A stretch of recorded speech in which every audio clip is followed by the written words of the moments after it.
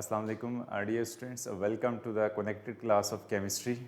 I am your chemistry teacher. आज का जो लेक्चर होगा वो एक सेल्फ चेक है जो कल के चीज़ें हमने डिस्कस की थी जिसमें डिस्प्लेसमेंट रिएक्शन था और हमने ये देखना है कि इस सेल्फ चेक के अंदर क्या वो रिएक्शन फिजिबल है या कि नहीं है, क्या हैलोजन दूसरे हैलोजन को डिस्प्लेस कर सकता है या कि नहीं। और उसके साथ हम स्टार्ट करेंगे आज के लिए जो है वो नोबल गैसेस चैप्टर नंबर 4।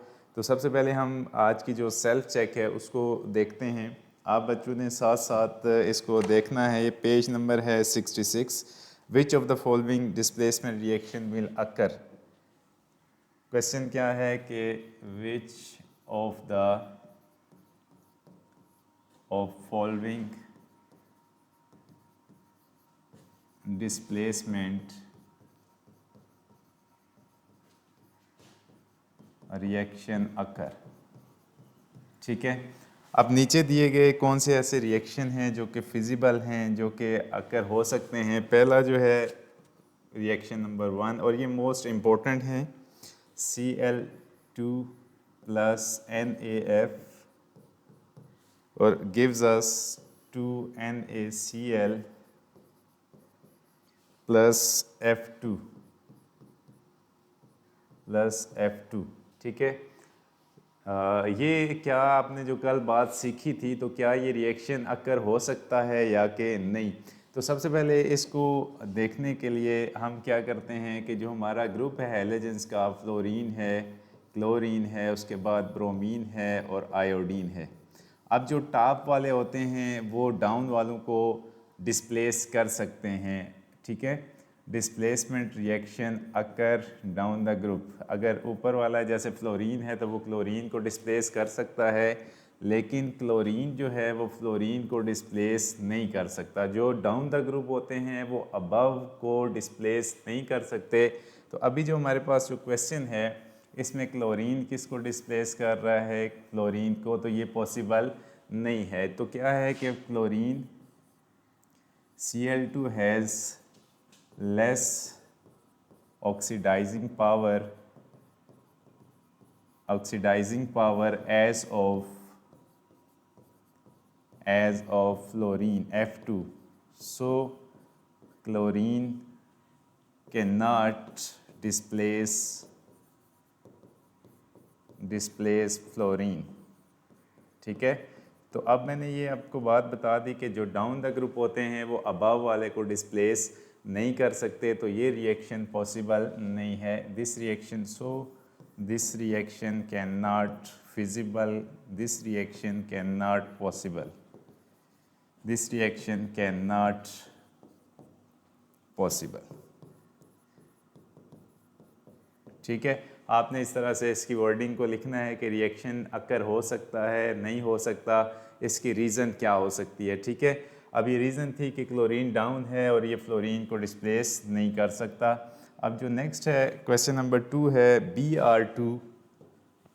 दूसरी इक्वेशन है Br2 प्लस नेक्स्ट है 2Ki पोटाशियम आयोडाइड, और इससे जो इक्वेशन बन रही है KBr प्लस I2। यहाँ से जो आयोडीन है वो डिस्प्लेस हो रहा है, जिसको डिस्प्लेस कौन सी चीज़ कर रही है, ब्रोमीन। अब यहाँ से आपने देखना है इसी ग्रुप के अंदर कि फ्लोरीन है, क्लोरीन है, ब्रोमीन है और आयोडीन है। ये साथ आप हर के साथ लिख लें तो आपके लिए आसानी होगी। अब आपने कंपैरिजन किस किस में करना है कि ब्रोमीन किसको डिस्प्लेस कर रहा है, तो आयोडीन को, तो अबव वाला डाउन को डिस्प्लेस कर सकता है। तो ये रिएक्शन क्या होगा, yes this reaction can be possible. तो इसको हम क्या लिख सकते हैं, this reaction can be possible. Reason क्या होगी कि बिकॉज अब ब्रोमीन क्या है, Br2 हैज़ greater oxidizing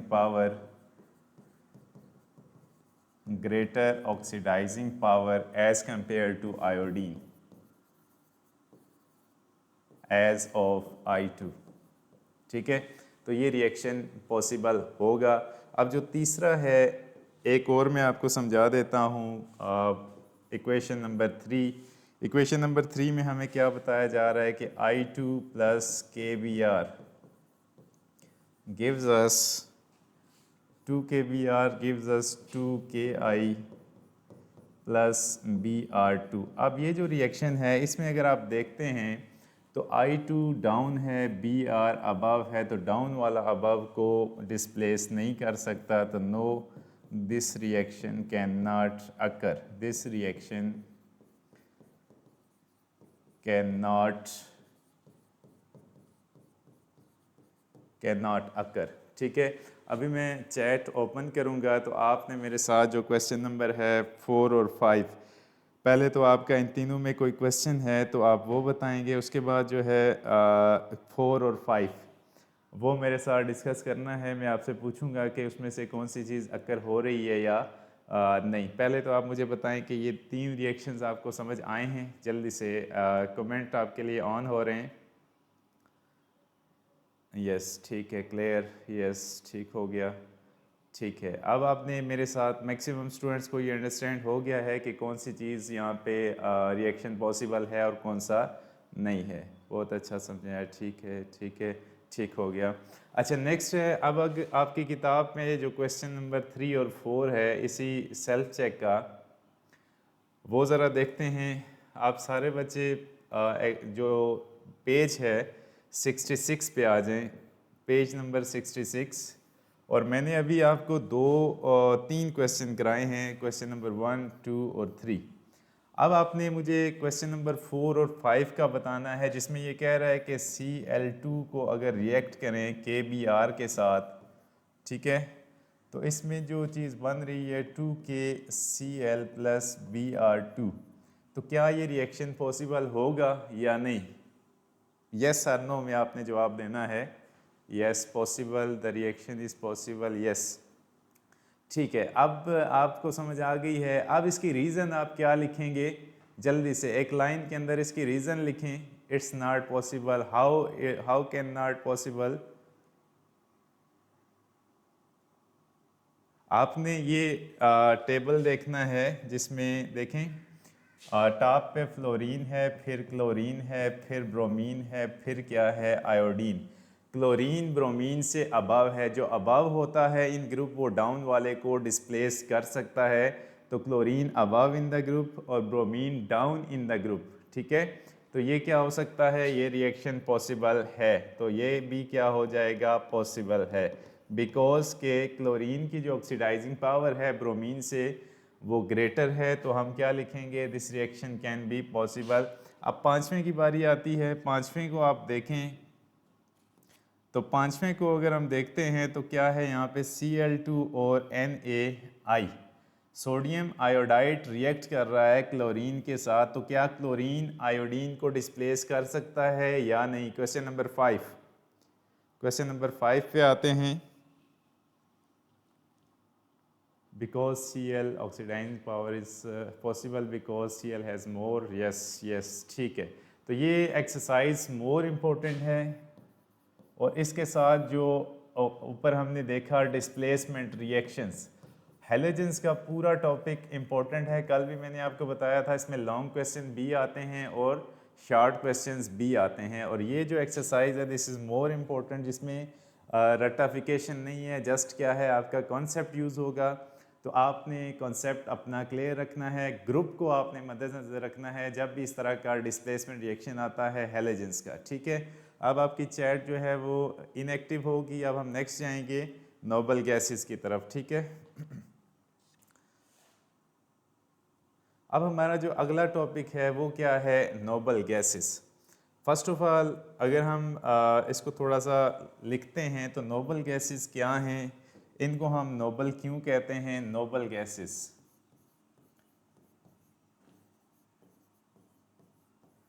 ठीक है, नोबल गैसेस में जो हमारे पास इसकी डेफिनेशन है, जो 8th ए ग्रुप है पीरियोडिक टेबल का, 8th ए, या फिर इसको हम अगर न्यू कंसिडरेशन है आयोपेक की तो इसको हम दूसरा नाम क्या देते हैं, 18 group of the periodic table.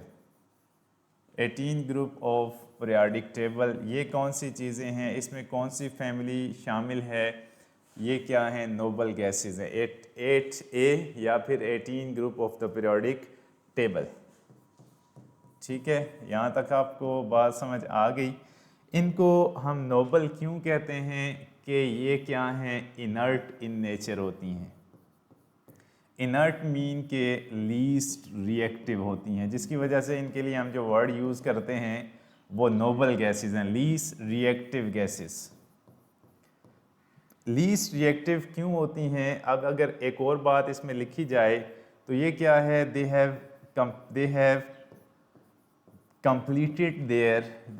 completed डपलेट।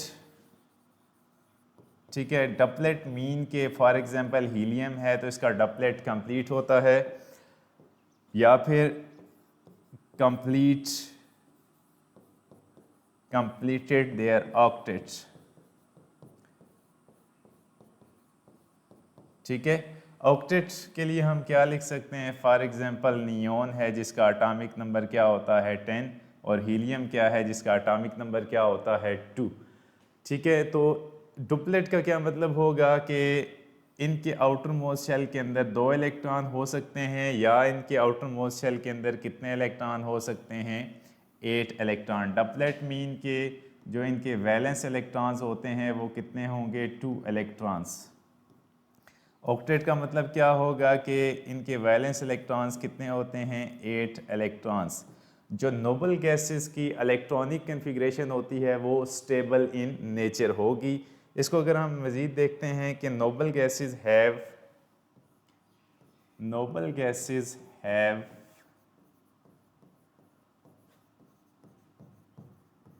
Stable electronic configuration.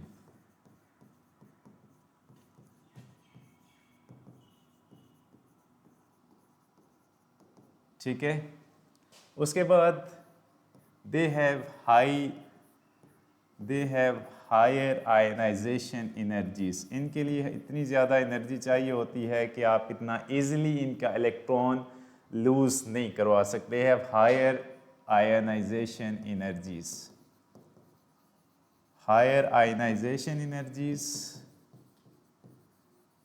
And higher electron affinities. Electron को ऐड भी इतनी आसानी के साथ नहीं किया जा सकता, हायर इलेक्ट्रॉन एफिनिटीज।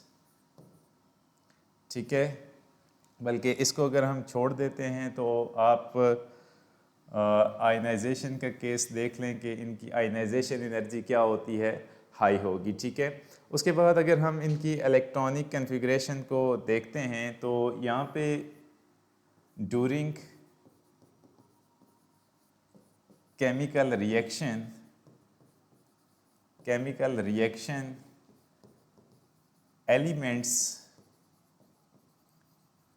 एलिमेंट्स क्या करते हैं, लूज और गेन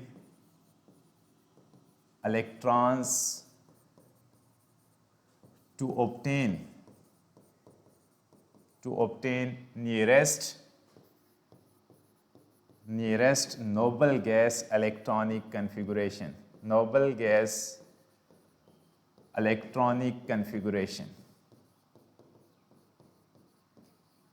और वो क्या होती है, स्टेबल इन नेचर होगी। जो नोबल गैस की इलेक्ट्रॉनिक कन्फिग्रेशन है वो क्या होती है, स्टेबल। फॉर एग्जांपल जैसे मैं अभी आपके साथ डिस्कस करता हूँ कि सोडियम है, सोडियम क्या करता है, जब एक इलेक्ट्रॉन लूज करता है 1s2 2s2 2p6 और क्या हो जाएगा 3s1। जब ये एक इलेक्ट्रॉन लूज करेगा तो ये सोडियम किस में कन्वर्ट हो जाएगा, 1 पॉजिटिव के अंदर, और इससे क्या होगा 2s2 2p6। अब इसने एक इलेक्ट्रॉन लूज कर दिया और इसने जो नियरेस्ट इलेक्ट्रॉनिक कन्फिग्रेशन अचीव की है वो किसकी इलेक्ट्रॉनिक कन्फिग्रेशन ये अचीव कर रहा है, नियोन की। अब ये जो एटम्स हैं ये इलेक्ट्रॉन लूज या गेन करते हैं तो अपने करीब तरीन जो नोबल गैस है उसकी इलेक्ट्रॉनिक कन्फिग्रेशन को अचीव कर लेते हैं। ठीक है, तो यहाँ तक आपका जो था वो इंट्रोडक्शन। इसको अगर आपकी बुक की तरफ मूव करते हैं तो आपकी बुक के ऊपर ये चीज़ें कहाँ लिखी गई हैं, और फिर हम पीरियोडिक टेबल की तरफ जाते हैं। अब इसमें लिखा गया है कि noble gases also known as inert in nature. अब इनर्ट का वर्ड मैंने आपके साथ डिस्कस किया है कि इनर्ट का मतलब क्या होता है, लीस्ट रिएक्टिव। ठीक है, अब are a group of chemical elements in group 18। ठीक है, group 18 are group 8th A. 8th A भी इसको कह सकते हैं या फिर 18 भी इसको कह सकते हैं of the periodic table. They have general electronic configuration NS2NP6। NS2NP6 क्या आता है, अगर हम हीलियम को छोड़ देते हैं एक्सेप्ट हीलियम, तो इनके जो वैलेंस इलेक्ट्रॉन होते हैं वो क्या हैं, 2 और 6। इस बात को समझने के लिए हम ज़रा पीरियोडिक टेबल की तरफ जाते हैं, NS2 और NP6 की तरफ। तो यहाँ पे हमारे पास जो 8th ए ग्रुप है या 18 ग्रुप है वो ये मौजूद है। अब हीलियम की जो इलेक्ट्रॉनिक कन्फिग्रेशन है वो क्या है, NS2 जनरल इलेक्ट्रॉनिक कन्फिग्रेशन, जो कि 2s2 वैलेंस आती है। यहाँ पे हमने आगे की तरफ देखना है कि नियोन की जो वैलेंस इलेक्ट्रॉनिक कन्फिग्रेशन है वो 2s2 और 2p क्या है, 6। अगर हम आर्गोन पे आते हैं तो 3s2 3p6 आएगी। इसी तरह से 4s2 4p6, ये हम क्या कर रहे हैं, वैलेंस इलेक्ट्रॉनिक कन्फिग्रेशन कर रहे हैं। 5s2 5p6, ये 5p6 होगा।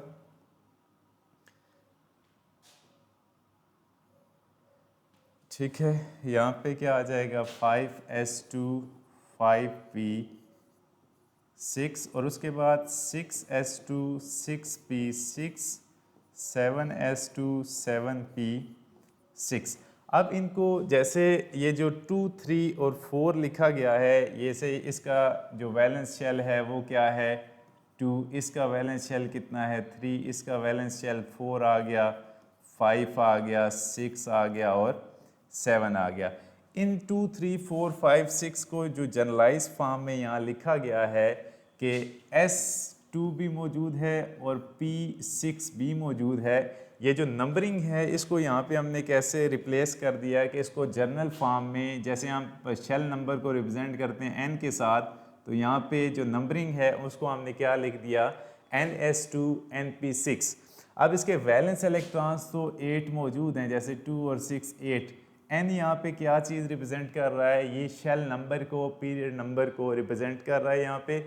अब अगर यहाँ पे हम n को देखते हैं, जैसे नियोन के केस में, अगर नियोन की हम जनरल इलेक्ट्रॉनिक कन्फिग्रेशन लिखना चाहते हैं तो नियोन के केस में n क्या होगा, 2 फॉर नियोन। तो n यहाँ पे क्या हो जाएगा, 2s2 2p6 आ जाएगा। ठीक है, अगर आप आर्गोन की वैलेंस इलेक्ट्रॉनिक कन्फिग्रेशन करना चाहते हैं, ये क्या हो जाएगा, general formula for electronic configuration, किस केस में, 8th ए ग्रुप के केस में। ठीक है, तो ये बात आपको यहाँ पे लिखी गई है, जो कि हमने हेलोजन की भी इलेक्ट्रॉनिक कन्फिग्रेशन जनरलाइज फॉर्म के अंदर लिखी थी।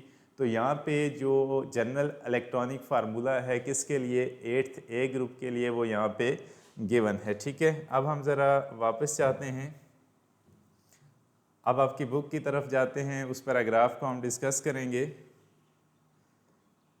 ठीक है, अब जो बात अभी हमने डिस्कस की कि इसकी जो जनरल इलेक्ट्रॉनिक कन्फिग्रेशन है वो NS2 NP6 है एक्सेप्ट हीलियम। हीलियम की क्या है, NS2 या 1s2। ठीक है, इसके लिए हमेशा क्या रहेगी, 1s2, क्योंकि इसके इलेक्ट्रॉन्स 2 होते हैं। They are characterized by unique properties, they are odourless colourless. ये इसकी क्या है, फिजिकल प्रॉपर्टीज़। इसके ऊपर आप लिख भी लें कि ये क्या हैं, नोबल गैसेस की physical properties. They are odourless, odour का मतलब होता है इसकी कोई स्मेल नहीं होती, smell less, no smell, odourless. Colourless, कोई कलर नहीं होता। उसके बाद है मोनो अटामिक गैसेस, ये सिंगल एटम की फॉर्म में एग्जिस्ट करती हैं और उसकी जो रिएक्टिविटी होती है वो लो होती है। This low reactivity is due to the presence of complete valence shell. ये मैं आपको बात बता चुका हूँ कि इनर्ट किस वजह से होती हैं, कि इनके वैलेंस शेल के अंदर या तो 2 इलेक्ट्रॉन होते हैं या 8 इलेक्ट्रॉन होते हैं। इनकी जो इलेक्ट्रॉनिक कन्फिग्रेशन होती है वो स्टेबल होती है, ये इतनी आसानी के साथ ना इलेक्ट्रॉन रिलीज़ करने देती हैं, ना इनकी आउटर शेल के अंदर कोई इलेक्ट्रॉन ऐड किया जा सकता है। उसके बाद है which make them stable and unlikely to form chemical bonds with other element under normal conditions. ये बात आपने समझनी है कि हम हमेशा आपको यही बताते हैं कि नोबल गैसेस जो है वो रिएक्शन नहीं कर सकती। अगर आप इनको एक्स्ट्रा एनर्जी देते हैं तो इनकी इलेक्ट्रॉनिक कन्फिग्रेशन डिस्टर्ब की जा सकती है, लेकिन उसकी शर्त क्या है, कंडीशन क्या है कि एक्स्ट्रा ऑर्डिनरी कंडीशन को आप प्रोवाइड करेंगे, इनकी इलेक्ट्रॉनिक कन्फिग्रेशन को आप डिस्टर्ब करेंगे, डिस्टर्ब करने के बाद ये बॉन्डिंग में जा सकती हैं। लेकिन नॉर्मल कंडीशन में जैसे रूम टेम्परेचर पे आप इनको डिस्टर्ब करना चाहें तो ये कभी भी बॉन्डिंग नहीं करेंगे due to their stable electronic configuration. Noble gases include, अब नोबल गैसेस में क्या है, हीलियम है, neon, argon, krypton, xenon, radon और आर्गेनिजोन, ओजी। अब इसमें जो गैसेस का ऑर्डर हमें दिया गया है वो आपके सामने है, ये आपको ज़ुबानी याद होना चाहिए। डू यू नो, अब ये आपको क्या बताना चाह रहा है कि due to their non reactive nature noble gases are used in many ways. अब यहाँ पे आपने लिखना है कि एप्लीकेशन ऑफ नोबल गैसेस। अब यहाँ पे दो शॉर्ट क्वेश्चन हो सकते हैं। एक तो यहाँ पे आप physical properties discuss physical properties of noble gases, ठीक है, तो ये आपने एक लाइन लिखनी है, इनको पॉइंट्स में लिखें। उसके बाद एप्लीकेशन ऑफ नोबल गैसेस, ये दूसरा शॉर्ट क्वेश्चन आ गया, ठीक है। और एक एमसीक्यू ये हो सकता है कि इनकी जो जनरल इलेक्ट्रॉनिक कन्फिग्रेशन है वो क्या हो सकती है, ठीक है। ये एमसीक्यूज़ है कि इनर्ट इन नेचर हो सकती हैं, ठीक हो गया। उसके बाद अब या such as in lightning E neon, आपने आजकल देखा होगा कि नियोन फ्लैश लैंप या नियोन लाइटनिंग यूज़ की जाती है। जैसे डेकोरेटिंग पीसीज होते हैं वहाँ पे जो लाइट यूज़ की जाती है वो कौन सी गैस उसमें फिलिंग की जाती है, नियोन गैस की लाइटनिंग। उसके बाद refrigeration system and welding, refrigeration system के अंदर भी जो गैस फिल की जाती है वो कौन सी होगी, ये नोबल गैसेस शामिल होती हैं। गैसेस से जो वेल्डिंग की जाती है उसमें भी ये गैसेस शामिल होती हैं। They are also used in special applications including filling gas exhaust line and as shielding gas in certain industrial processes. Shielding gas mean कि ये इनर्ट गैस होती है तो ये एक शील्ड प्रोवाइड करती है जो कि इनर्ट क्या हो सकता है, कवरिंग एरिया हो सकता है, ताकि जो भी चीज़ हो उसको रिएक्शन से बचाया जा सके। तो ये जो पैराग्राफ है वो क्या हो जाएगा, एप्लीकेशन का हो जाएगा। उसके बाद नेक्स्ट जो नीचे मौजूद है यहाँ पे आपके सामने एक टेबल है जो कि इनकी इलेक्ट्रॉनिक कन्फिगरेशन को डिस्कस कर रहा है। हीलियम के एटॉमिक नंबर कितना होगा 2, और इसके जो वैलेंस इलेक्ट्रॉन या इलेक्ट्रॉनिक कन्फिगरेशन होगी वो क्या हो जाएगी 1s2। इसी तरह से अगर आप नियोन पे जाते हैं तो नियोन का एटॉमिक नंबर कितना है 10, 1s2, 2s2 और 2p6। ये टेबल भी आपको आना चाहिए। अगर वो किसी नोबल गैस की इलेक्ट्रॉनिक कन्फिगरेशन आपसे पूछ लेता है तो ये सारी चीज़ें आपने डिस्कस करनी हैं। कम से कम इस 9th क्लास में आपको 20 कैल्शियम तक ज़बानी जो है वो इलेक्ट्रॉनिक कन्फिगरेशन आनी चाहिए। लेकिन बाज़ जगहों पे टेबल में जैसे आर्गोन है, क्रिप्टॉन है और जीनोन है, इनकी इलेक्ट्रॉनिक कन्फिगरेशन गिवन है, तो ये आप ज़बानी याद करें और इसको करना आपको आना चाहिए, ठीक है। अच्छा, उसके बाद आगे चलते हैं। जीनोन के बाद तो comparison of journal and physical properties of metals and non metals, ठीक है। आज के लिए हम ये कंप्लीट करेंगे फ़िज़िकल प्रॉपर्टीज़ जो हैं मेटल्स और नॉन मेटल्स की, फिर आपके क्वेश्चंस की तरफ आते हैं। अच्छा, सबसे पहले आपने ये समझना है कि मेटल्स और नॉन मेटल्स हम किसे कहते हैं। तो मेटल क्या होते हैं, या इससे पहले आपके क्वेश्चन ले लूँ, ठीक है। आपके क्वेश्चन में 2-1 मिनट ले लेता हूँ, फिर हम नए टॉपिक की तरफ आते हैं। जल्दी से जो नोबल गैसेस को हमने थोड़ा बहुत डिस्कस किया, इनके जो आपके क्वेश्चंस हैं वो ज़रा मुझे बताइएगा ताकि मैं साथ साथ आपकी तरफ आता जाऊँ, ठीक है। ठीक है, अच्छा,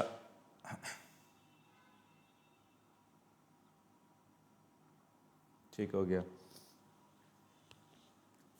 ठीक है। सर्कुलर इलेक्ट्रॉनिक कॉन्फ़िगरेशन कैसे होती है? ठीक है, ठीक है, ठीक है। अच्छा, इसमें आपने याद रखना है कि इलेक्ट्रॉनिक कॉन्फ़िगरेशन को अभी हमने डिस्कस किया है, 20 तक जो है वो आसान हो जाती है। जैसे मेरे पास इलेक्ट्रॉनिक कॉन्फ़िगरेशन है कैल्शियम की, तो इसकी इलेक्ट्रॉनिक कॉन्फ़िगरेशन मैं करना चाहता हूँ, तो सबसे पहले ऑफ बाउ प्रिंसिपल के तहत ये इलेक्ट्रॉनिक कॉन्फ़िगरेशन होती है। ऑफ बाउ प्रिंसिपल ये आपने याद रखना है, ये रूल्स हैं इलेक्ट्रॉनिक कॉन्फ़िगरेशन के। सबसे पहले इसके मुताबिक, इस रूल के मुताबिक क्या होता है कि इलेक्ट्रॉन्स किस सब शेल के अंदर सबसे पहले फिल होते हैं, तो उन सब शेल के अंदर इलेक्ट्रॉन पहले जाते हैं जिनकी जो एनर्जी है वो कम से कम होती है। तो जो पैटर्न बनता है 1s2 2s2 2p6 3s2 3p6। अब 3p के बाद आना क्या चाहिए था? यहाँ पे अगर आप गौर से देखें तो 3p के बाद आता है 3d, उसके बाद क्या आता है 4s, अगर हम ऐसे चलते जाएं तो। अब ये रूल कहता है कि जो एनर्जी है 4s की वो लेस होती है एज़ कम्पेयर टू 3d। तो अब इलेक्ट्रॉन किस में जाएंगे? सबसे पहले 4s में जाएंगे, 4s2 हो जाएगा, और जो 3d है उसमें इलेक्ट्रॉन्स नहीं जाएंगे। अब जो कैल्शियम की इलेक्ट्रॉनिक कॉन्फ़िगरेशन है वो मैंने आपके सामने लिखी। जैसे यहाँ पे अगर आप क्रिप्टॉन पे जाते हो तो क्रिप्टॉन की इलेक्ट्रॉनिक कॉन्फ़िगरेशन कैसे लिखी गई है? सबसे पहले 1s2 है, 2s2 2p6 3s2 3p6। यहाँ तक तो बात ठीक है। अब यहाँ पे इलेक्ट्रॉन किस में जाने चाहिए थे? सबसे पहले 4s2 के अंदर पहले जाएंगे, उसके बाद किस में जाएंगे? d के अंदर।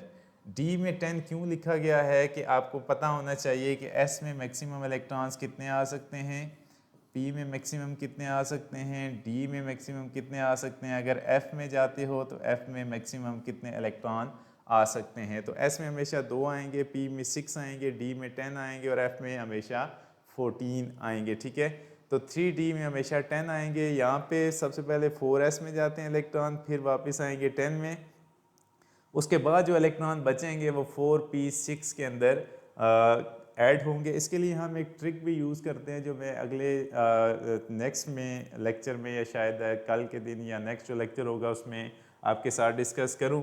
उसके लिए क्या होता है कि सबसे पहले आपने, मैं यहाँ पे एक चीज़ आपके साथ शेयर करना चाहता हूँ, उसको आपने देख लेना है। ठीक है, अभी जो आपने इन सब शेल्स को लिखना है वो कैसे लिखोगे? ठीक है, सारे बच्चे तवज्जो से मेरी तरफ देखेंगे। इलेक्ट्रॉनिक कॉन्फ़िगरेशन के लिए आप सब शेल को कैसे चूज़ करोगे? सबसे पहले आप टॉप के ऊपर लिखें 1s, नीचे लिखेंगे 2s 2p। ठीक है, उसके बाद आप नीचे क्या लिखेंगे? 3s 3p 3d। उसके बाद क्या आएगा? 4s 4p 4d, 4s 4p 4d और 4 क्या हो जाएगा? f। उसके बाद क्या लिखेंगे? 5s 5p 5d और क्या हो जाएगा? 5f आ जाएगा। उसके बाद 6s 6p 6d और क्या हो जाएगा? 6f। और लास्ट में हम क्या लिखेंगे? 7s 7p 7d और 7 क्या हो जाएगा? f। अब आपको याद रखना पड़ेगा कि यहाँ पे जो हम लिखेंगे सबसे पहले कौन सा शेल आएगा, तो सबसे पहले आपने स्टार्ट करना है 1s से। ठीक है, जैसे हम एरो लगा रहे हैं तो 1s के बाद यहाँ पे मैं एरो लगा रहा हूँ। 1s के बाद आपने किस में जाना है? 2s के अंदर। 2s से आप किस में जाएंगे? 2p के अंदर जाएंगे। 2p से आप फिर किस में जाएंगे?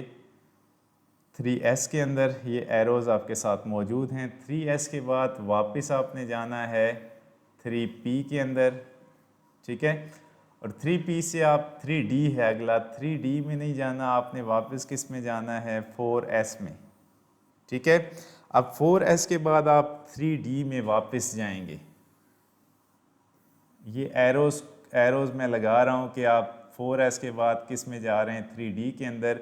अब 3d के बाद क्या आता है? 4p और 4s। आप 4p में इलेक्ट्रॉन लेके आएंगे 4p से किस में आएंगे, 5s के अंदर इलेक्ट्रॉन्स आएंगे। ठीक है, ये पैटर्न आता जाता है। उसके बाद आप 5s से किस में जाएंगे, यहाँ पे 5s से वापस आप किस में चले जाएंगे, 4d के अंदर। 4d से वापस आप किस में आएंगे, 5p के अंदर। 5p से किस में आओगे, 6s के अंदर। अब 6s से किस में चले जाओगे वापस, यहाँ से मैं कलर चेंज कर देता हूँ। 6s से वापस आप जाओगे यहाँ पे 4f के अंदर। अब 4f से दोबारा किस में जाओगे वापस, 5d। 5d से किस में जाओगे, 6p। 6p से किस में जाओगे, 7s के अंदर। ठीक है, अब 7s से दोबारा हम वापस जब जाएंगे तो किस में चले जाएंगे, यहाँ से जाएंगे 5f। 5f से दोबारा किस में आएंगे, 6d। 6d से किस में आएंगे, 7p।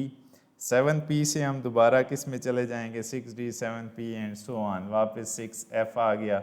और ये करते करते हम वापस चले जाएंगे।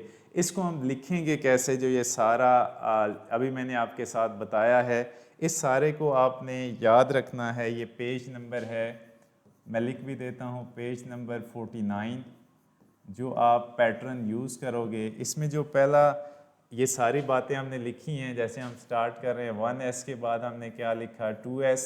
2s से हमने क्या लिखा, 2p। 2p से किस में गए, 3s। 3s से वापस 3p। 3p से आप किस में गए, 4s।